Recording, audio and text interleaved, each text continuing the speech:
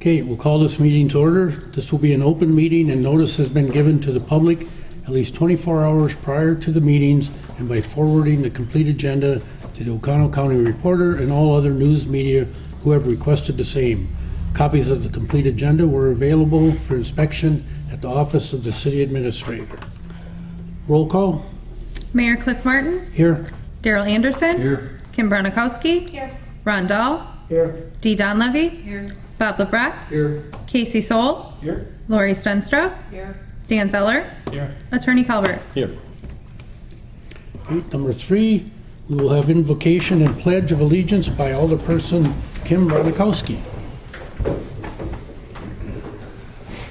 Lord, please grant this governing body the wisdom to make wise decisions on behalf of this community, and bless this council to work together and unite in these decisions to reach our mutual goals. In God we trust, amen. Amen.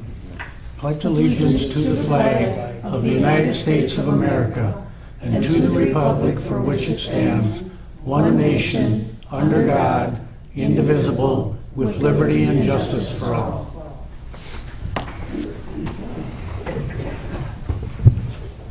Okay, number 4, approval of agenda as stated. Do I have a motion? Ron Dahl motion. I'll second it. Kim second. All those in favor say aye. Aye. Opposed? Motion carried to approve the agenda as stated. Moving on to number 5, approval of the council minutes from 5/20/25. Any corrections or additions that anybody sees? I'll make a motion to approve the council minutes. I'll second. Dan second. All those in favor say aye. Aye. Opposed? Motion carried to approval of the council minutes from 5/20/25. Is there any correspondence? Yep, Brittany? Bob, I gave you that email from Mookie. The rest of the council, I forwarded it off to them. Lori and Ron, you have your audited financial statements in front of you. Make sure you bring them to the next finance meeting, July 18th. Scott from CLA will be here to present that. So if you have any questions, bring them to that meeting. And also this alcohol beverage license you're going to be reviewing tonight. There were some boxes that were not filled in. So I sent it back to him with some highlights to fill them in. So this is the updated one of those. Any other correspondence? Okay, if not, we'll move on to number 7, public input. Sherry, I have a few, could you stand up, please? And I have a few questions on D of the next one. Do you want me to talk then? what? I couldn't hear you. Could you? For D of number 8, I have a few questions. Do you want me to talk then? Under the denial of the Police and Fire Commission? You can do it now, or you can wait and do it under D. I can wait then. Okay. Okay. Thank you. Any other public input? Actually, she probably should do it now, because that's part of the consent agenda, unless Oh, you're yeah. gonna pull it. Yep. You should do it now. Okay. So, do I state my name? Yes. Okay. Name and address. Sherry Grohl, 105 6th Street, President of the Police and Fire Commission. Am I talking long enough? Yep. In the thing, it says denial of Police and Fire Commission's revision being added to the city employee handbook. I just have a few comments. We were told that we would have to make our own handbook up then, and so we were looking into it and asking for help from other municipalities, and looking into it further, none of the surrounding chiefs are working chiefs. They all work like 9 to 5, 8 to 4:30. None of them take shifts. Our chiefs cover shifts to save on overtime, prevent staff burnout, and keep morale high. While on a chat with other chiefs in the state, a lawyer who talks at their chief meetings came on and wrote, this seems incredibly odd, even if it may be a PFC with optional powers. I do not see PFCs creating personnel manuals, particularly as it raises risk of conflicting standards for employees on topics like harassment, discrimination, retaliation, FMLA, and other policies, including hours of work policies, when the city may have a different policy for other city employees. It seems this issue can be addressed within one global employment handbook for the whole city, so long as the time is put in to address the narrow permutations, unique issues for particular departments. Police, fire, DPW, all have unique hours of work issues. So, Cassie has asked for him to talk with her. He has not gotten back to her. So I would ask that maybe this could possibly be tabled until we could talk to him further and see what he suggests on a different way of adding it to the handbook, or see if there's another way of going around it. I don't know, can we do that, seeing it's already been approved by the, or not approved by the Wage and Personnel? Can we change that? Well, the council could choose to table it or not. You can pull it from the consent agenda. I'll comment. I mean, if you want to pull it, we can comment. I agree with them. I don't think it's a good policy to have two different handbooks. But again, I don't think this comes back to a policy of two different handbooks. I think it comes back to a policy of the language that was put together by the council. So I guess it's up to the council in that regard. But you can pull it from the consent agenda if you want. We need a motion for that though, right? When we get there. Yeah. Okay. So I gotta read them all. Nope, I asked if there's any more public input. Any more public input? Is there any other public input? Okey-doke.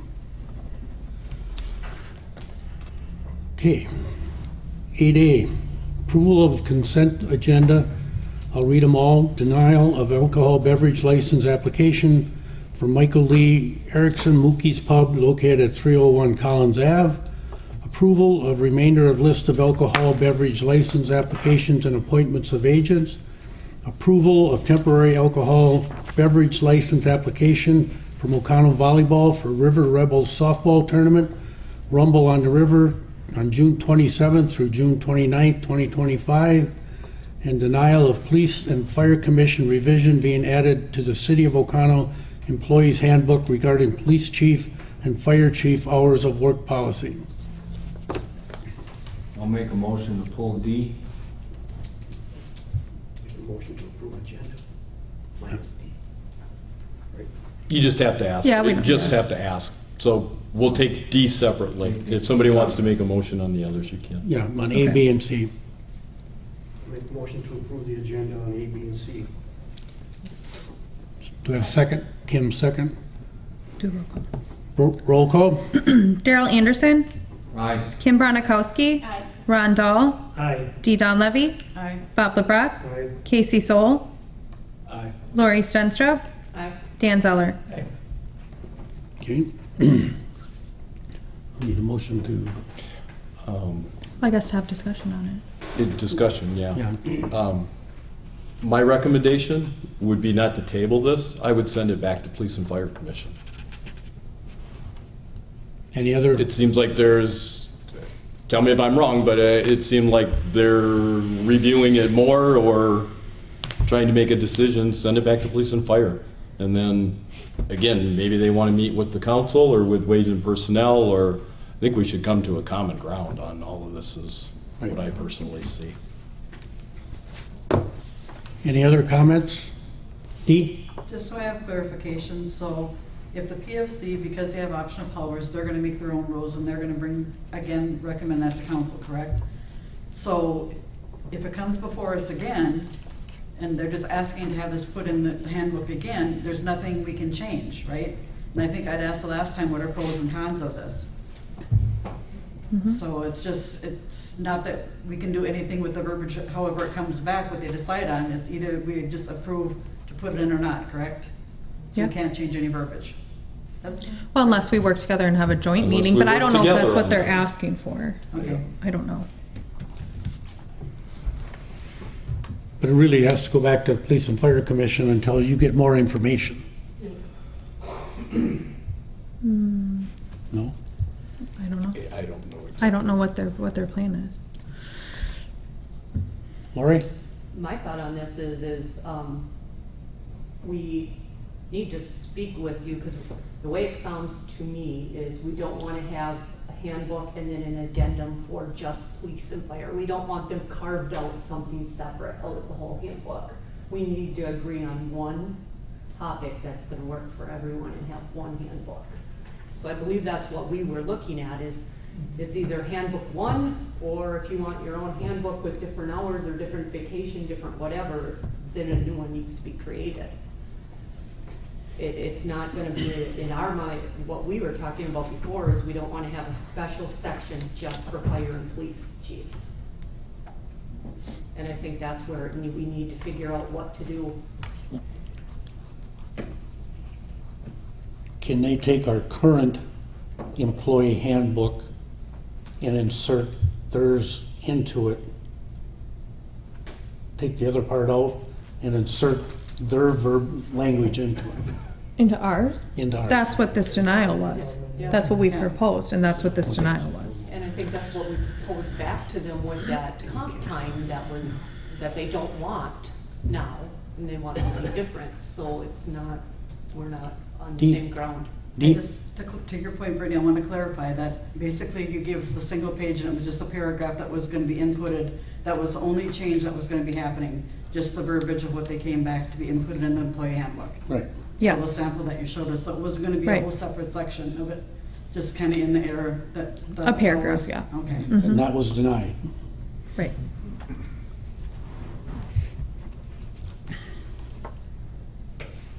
Any other? Kim? I wanted to ask, if we put an addendum like that in the employee handbook, so when you put something like that in an employee handbook, that's the only thing out of that whole handbook. To me, that doesn't really make sense to just have one section regarding one thing, and the rest of the employee handbook they don't have to follow. Correct? They do. No, they do. They do. Yes, they Yeah. currently do, and they will still have to. Yeah. Okay, that was my other question. Yep, I think that's where she's talking about the legality, and that's something I mentioned in the COW meeting is there's a lot of things in the handbook that are just in there for legal reasons, to protect the city, to protect the employees. Okay. So that's where it gets like a little scary if there are two, and you have to make sure that's up to date all the time. Our insurance company reviews it to make sure it's always up to date and we're not gonna catch ourselves in any trouble. That's what's kind of scary when there's two separate ones. Where are they matching? Where are they not? It's a nightmare for me and Camille. It's just kind of not a good practice, I don't think, but So I understand when you do something like this, it's because there was a problem with something at some point.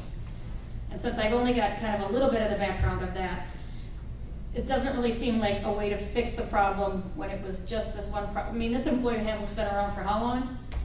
And it's never been an issue, but now it is. So that's what I'm wondering about. Dee?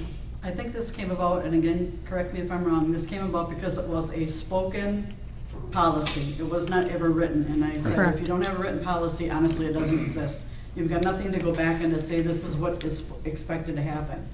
And if I understand correctly, to dummy it down, again, if I'm wrong, we were taking a paragraph and we were putting it, implementing it into the hours, whatever that, The work hours. the work Hours hours worked, section. And that was all. right. Ron? So if you're doing those two department heads, are the rest of them gonna be on the same page? No? It's Well, two then- They different. have a different hours worked. On that, in your cow committee of the whole packet, there was one page and it was hours worked, and that was for all exempt employees, the department heads. And then there was a second section, hours worked policy for police chief and fire chief. And that was the input that the police and fire commission had approved at their meeting. They didn't think that it fit them because of how the chief's schedules are. I mean, when Josh picks up shift, they're 24-hour shifts. So I think that's why they were thinking, this doesn't really apply to us. They created their own policy, and they're asking for that to be in our handbook with all of our other legal terminology that the chiefs do follow, and they will continue to follow. Does that make sense? Sherry? Our difference is that instead of going by 40-hour weeks, we want our chiefs to go by 80-hour pay periods. So that with, especially Josh doing the 24-hour shifts, it's easier for him to do it with an 80-hour pay period. That's all we're asking. Any other questions, comments? Dan? I guess my biggest problem with the different police and fire work hours is consistency with all the heads of the departments. I'd like to see the consistency. There's no questions about this and that.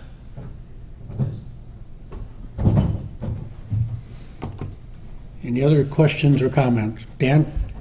And I don't know, to me, Sherry, I thought we kind of addressed that with 45 hours, and then they could bank hours. So if they worked over so many hours, they could take hours off the next, So I thought, we worked on this for a long, on that page for a long time. And I thought we had something that would cover everybody. And it's never gonna be perfect. It's something we all could agree on, and so then I'm coming back with that police and fire, I kind of had a hard time with that. It's just that they've been working on that 80-hour thing for years and years. That's just the way they've been doing it. And Go ahead, Dan. I'm gonna sound like a bad guy here, but to me, having that 80-hour work week opens it up for game playing. And I know they have not done it, and I'm not accusing them of doing it. But it opens it up to take and work 60 hours one week and work 20 hours the next week because I got something going on. That's why you have your vacation pay and your extra hours that you could do that time off that second week. But that's where we tell them they can't do that. Pardon me? But that's where we would have to tell them they can't do that. Correct. They would have to follow what we thought we had an agreement on before, but, Back to. and the police and fire have that right to do. I'm not saying they don't have that. That's what I'm thinking right away. To a written, that's back to a verbal versus a written, versus written in the policy, so that's verbally saying you can't do this. Whereas we're trying to get everything in writing now. Right. D? How is it handled now, Sherry? Obviously, like you said, with Josh doing the 24 on whatever, how is it being handled now if they reach the max of 80 hours? What happens then? Are they taking account time off? So they're still. They shouldn't be, because you can't do that right now. Well, I know, but I'm just asking kind of what's happening. It hasn't been passed, you can't do that. Well, it's passed by police and fire, Well, so that is what I've been following. No, what they've been doing is just making sure that if they, with their 80 hours, if they are short 2 hours one week, they make sure that they're working that extra 2 hours the next week. Or if they were short 2 hours, or, if they're over 2 hours one week, and they don't have to work the next week. They're just making sure they make 80 hours in 2 Who weeks. regulates that? Hmm? Who regulates that? I do. Yeah. You do, okay. Yeah. And they don't get comp time with this policy. No. Any other But if questions? they work 85 hours, it's no big deal. And I mean, Josh has had weeks that he's worked 150 hours in 1 week. In 1 week. And it doesn't matter. And then he's worked 4 the next week. Dee? I guess the only comment that I can make is that the two chiefs have exceptional responsibilities and exceptional hours that they are putting. So to try to retrofit them into what everybody else's normal hours in a week. schedules are working, I just don't know how you're gonna do that. I mean, they have unique situations with their job that they do compared to other department heads. If there's. Why is it any different than Jeremy? The snow blowing. Well, Well, when it comes to winter, Jeremy could end up putting in 24 hours. true. No. That's true. But I'm just saying, I'm thinking more emergent situations for the jobs that they hold right now. I didn't think about the weather situation for Jeremy.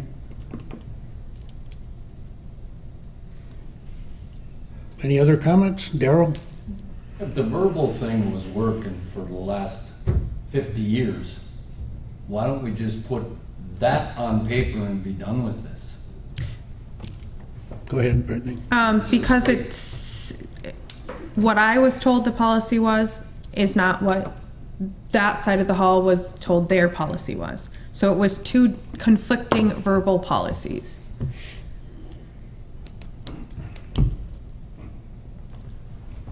Any other comments, questions? Bob? I'm looking at this sheet that we got, and basically it says the police and fire chief are required to fulfill a minimum of 80 hours, minimum of work with each biweekly pay period. There is no requirement to work exactly 40 hours in any given week as long as the 80-hour minimum over 2 weeks is met. I think that sentence should be taken out, because below here, you have this whole paragraph that gives you the responsibility of the police and fire to be available for other requirements. So why are we putting that in there? I mean, That's the policy, the red part is the policy that the Police and Fire Commission passed. so basically that should be taken out. Well, that's what we're talking about. That's the policy that they set, and they have And I would- the ability to do I that. would hope that common sense would come over our police chief and our fire chief about maintaining the flexibility, schedule and everything, and being there for operational needs.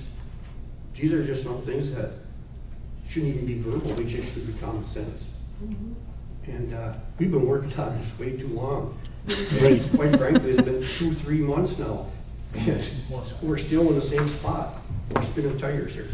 So it's time to get something done. I don't know if we gotta have police and fire and council or what, but something's gotta be done. It's way too long. Any other questions or comments? So, a motion to send it back? I don't know if that's gonna accomplish anything. They're not looking to change it, they're looking to put it in our handbook. So if we're gonna do anything, maybe a joint meeting would be best. I don't know, but because Bob just said about changing it, so I don't know what. I don't Yeah. think he did Well, though. something's gotta be done, because we've been doing this for 2 or 3 months. A sentence has to be taken out, I believe, and this is what we wanted in there. Am I not correct? Correct, Correct. yes. So I think there's gotta be a sentence that's basically taken out of there. It's a minimum of 80 hours. And then the last paragraph shows some common sense about how to operate. Common sense is not common. I would recommend putting it in writing. Well, it will still be in writing. Yes. It's here. But Right. at the same time, hopefully everybody knows if there's an emergency and you've already hit your 80 hours, you're not gonna stay home.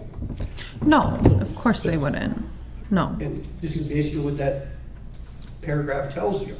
The other reason we wanted it in writing was 10, 15 years from now, these two chiefs may be gone. And the next ones that come up, we want it clearer, and I hear you, Bob, that's not totally clear.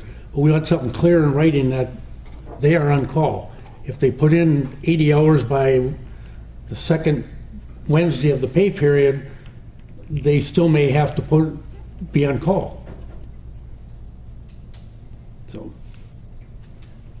yes, I Casey? somewhat agree with Dan where I feel there should be a uniform policy through all the department heads, you know, on both sides of the fence. You know, if I'm Jeremy, I'm thinking, I'll go do 60 this week and 20 next week, that's for sure. You know, and I don't know if that's something that you can do or not, but I think it should be a uniform deal with all the department heads in the city. Right. That's what we were trying to accomplish, but then Police and Fire Commission did not care for that. Dee? I don't have the verbiage in front of me, but the other department heads can accrue comp time, correct? If they work 45, they must work 40 hours in a week. If they work over 45, they accrue comp time. Up- Yep. Up to 16 hours. Right. And they have to use it or lose it. Yep. And we thought at that time that that would solve the situation, but it was not approved by the police and fire. Kim?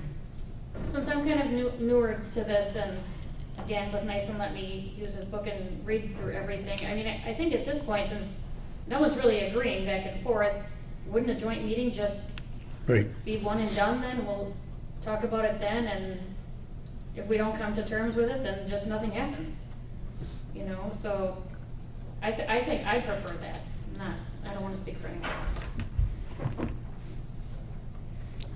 Then Bob? Something's gotta happen, because this has been going on for 3 months. You just can't leave a meeting and say, well, we didn't come to terms, well, nothing's gonna happen. Well, You if have- we you have need- to- We need a You motion have to to go find to an joint answer meeting. when you go That's to a fine. meeting. That's how we solve But the I'm saying, shipping if container. we do that right with the PFC, and we can't agree with them, we don't agree, nothing happens. Well, Then we move on. That's the way it was. Lori? I'll make a motion to have a joint meeting with the PFC, and we'll table this for now, and with that joint meeting, we'll come to some kind of terms. Thank you. Okay. Do I have a second? I'll second that one. Dan, second. Roll call. Kim Branakowski, Aye. Ron Dahl, Aye. Dee Donlevy, I, Bob LeBrecq, Aye. Casey Soul, Aye. Lori Stenstrup, Aye. Dan Zeller, Aye. Daryl Anderson. Aye. Okay, moving on to number 9, discussion, action, recommendation on the following old unfinished business, none. Moving on to number 10, gotta do each of these, right? Yep. Alcohol beverage license application from Shiv Shaki One Corp. Located at 600 Brazo, and appointment of agent of Paris Patel, which is the hotel.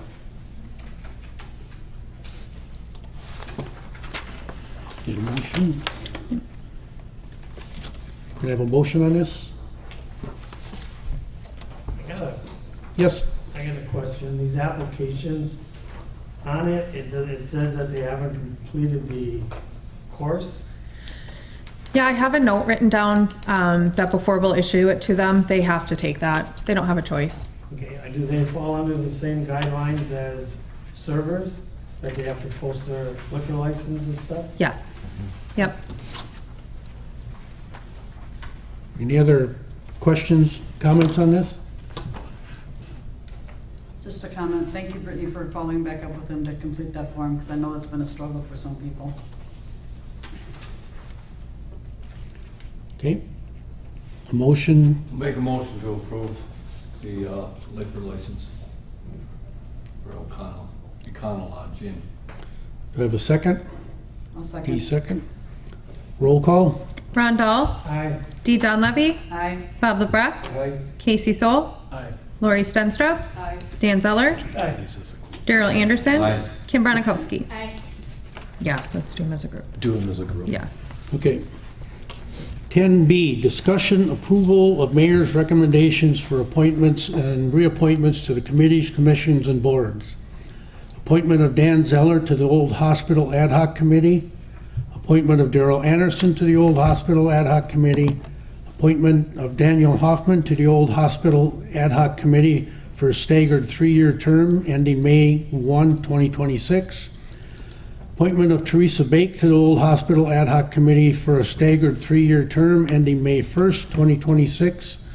Appointment of Dave Retzloff to the Old Hospital Ad Hoc Committee for a staggered 3-year term ending May 1st, 2026. Appointment of Dan Zeller to the Building and Property Inspection Committee. Appointment of Ron Dahl to the Building and Property Inspection Committee. Appointment of Rick Schultz to the Building and Property Inspection Committee for a 3-year term ending May 1st, 2028. Appointment of Wendy Spice to the Forestry Committee for a 3-year term ending May 1st, 2028. I can see I made a mistake on there. Teresa Bake is supposed to be 2027, and Dave Rutzlaff is supposed to be 2028. Forgot to put that stagger in there. Actually, shouldn't it be, 26-1. Daniel should be 27, No. Teresa 28 and 29? Okay, sure. As long as it's staggered, it doesn't As matter. long as it's stayed, because, yeah. Okay. It doesn't, 26 Then we'll do is fine. 27, 28, and 29. So could I have a motion with those changes, please? I'll make a motion to approve. Darrell made a motion. Do I have a second? I'll second with the updated dates. Thank you. Roll call. Dee Donlevy, Aye. Bob LeBrecq, Aye. Casey Soul, Aye. Lori Stenstrup, Dan Zeller, Aye. Daryl Anderson, Aye. Kim Bronikowski, Aye. Ron Dahl. Aye.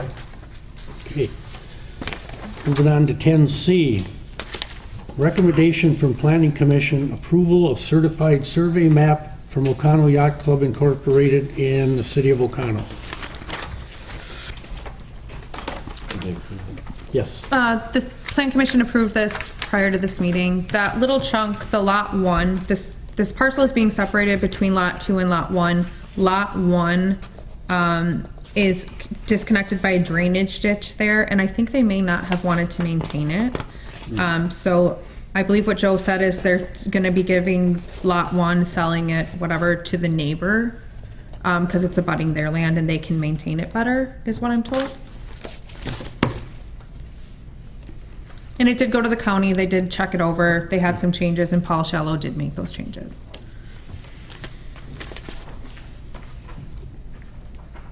Could I have a motion for approval? 10C, I'll make that motion. Kim, Second. Casey second. Roll call. Bob LeBrecq, Aye. Casey Soul, Aye. Laurie Stenstrup, Aye. Dan Zeller, Aye. Daryl Anderson, Aye. Kim Bronikowski, Ron Dahl, Aye. Dee Donlevy. Aye. You don't get to vote. 10D, recommendation from Park and Recreation Committee. Recommendation to name the pavilion at the old Augustin Pool as the John Bosta Jr. Holtwood Pavilion. I can make a motion to approve that. Lori made the motion. I'll second Ron seconded. Roll call. Casey Soul, Aye. Laurie Stenstrup, Aye. Dan Zeller, Aye. Daryl Anderson, Aye. Kim Bronikowski, Aye. Ron Dahl, Aye. Dee Donlevy, Aye. Bob LeBrecq. Aye. 10E, recommendation from Finance Committee, approval of accounts payable for the month of May 2025 in the amount of $872,827.94. Payroll for the month of May 2025 in the amount of $266,279.62, and other financial reports as presented. I'll make a motion to accept, excuse me. Choking up over here. As long as you don't break down and cry. That's a lot of money to approve, so you should choke up. I make a motion to accept that as presented on the agenda. I don't want to choke up again. Do I have a second? I'll second it. Dan Zeller, second. Roll call. Laurie Stenstrup, Aye. Dan Zeller, Aye. Daryl Anderson, Aye. Kim Bronikowski, Aye. Ron Dahl, Aye. Dee Donlevy, Aye. Bob LeBrecq, Aye. Casey Soul. Aye. Okay, 10F, recommendation from Finance Committee, approval of invoice from Dwayne Sand and Gravel Incorporated in amount of $62,379.70 for raising and removal and disposal of 1131 Main Street after that fire. Yes. I just want to say that I will have more information on how we recoup that cost, hopefully by the next meeting. Make a motion to approve that payment. Daryl made a motion. I'll second it. Kim seconded.